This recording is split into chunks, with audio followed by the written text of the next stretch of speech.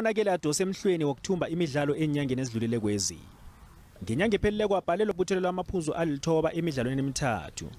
Umbanduli wesiqhema uthi kuleli hlandla bancamela ukukhibelela kokugcina ngamaphuzu amathathu. Nababambana neSwallows FC ebogaboga ebujameni be-15 beligi. I feel for a team of Swallows caliber because they've got a rich history, but unfortunately we also need to win. We want to finish as high possible position. So yeah, why not? We'll go out there and give our best and make sure that we grind the results.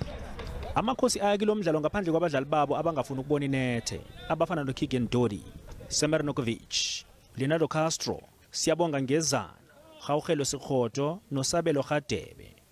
Umendi wesiqhemesi obizwe kubafana bafana esiyokudlala imidlalo yokuhlungela iAfcon ngenyanga ezako uBruce Vuma uthi bayalemuka ukuthi iSwallows ayikazokuvuma ukudliwa ngombana nayo iyawafuna umathathu amaphuzu njengombana ibalekela izembe leligi. We're looking forward to the game. We know it's not going to be easy. They're fighting for their lives. We also have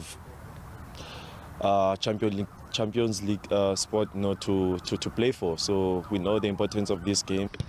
Uvuma uphezulu erhelweni labomendi. Udlula uItumele Nkhune, uBrandon Peterson noDaniel Akpeyi odabuka eNigeria.